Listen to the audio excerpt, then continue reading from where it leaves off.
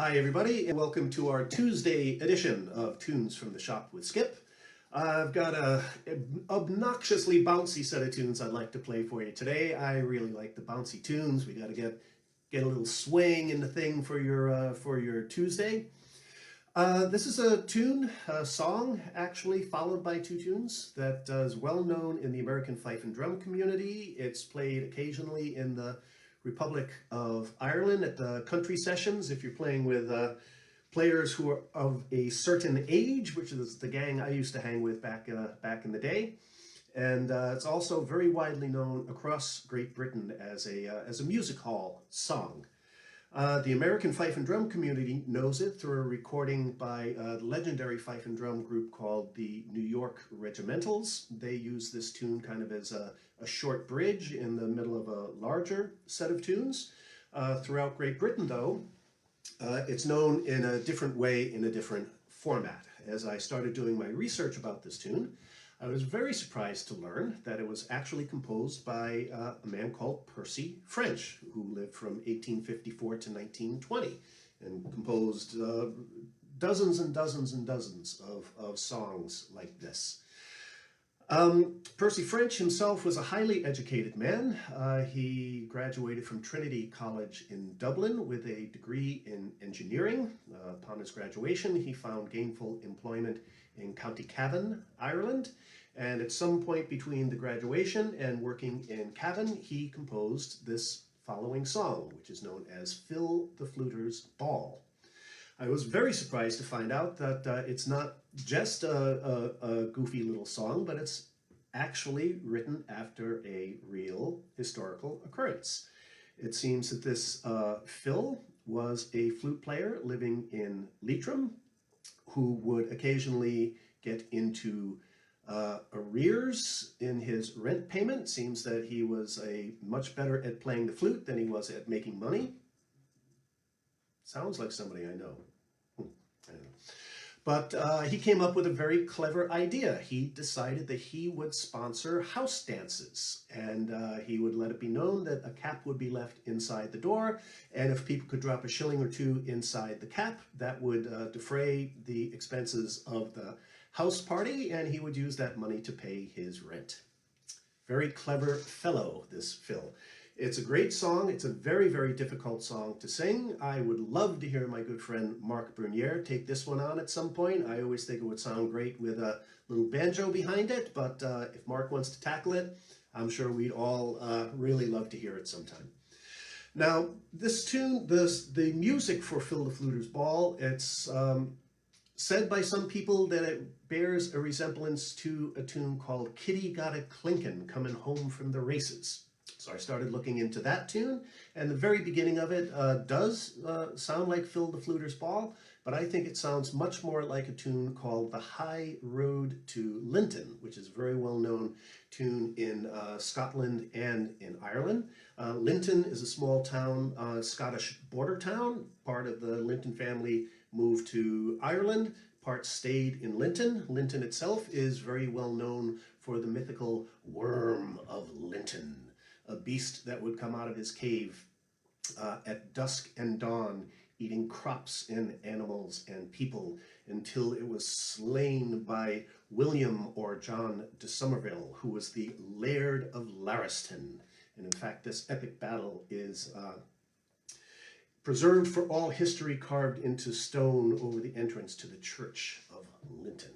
So, Phil the Fluters Ball is often played with this very nice bouncy little hornpipe slash fling. It was recorded in that style by the great group the Dubliners. John Sheehan, the fiddle player, would break into this tune kind of as a little bridge in the middle, and then they played it again at the end. So whenever I played Phil the Fluters Ball in these country sessions, that fling would always be added to it, and then I'm going to add the High Road to Linton at the end. But we're going to keep everything as a little bouncy hornpipe fling kind of set today. So, here we go.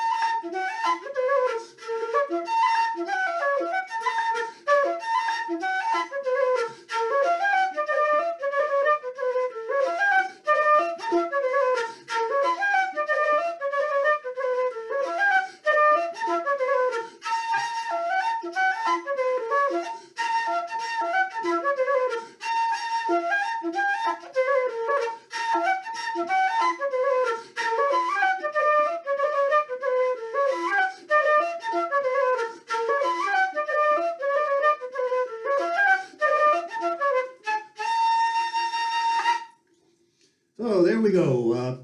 Phil the Fluters Ball, composed by Percy French.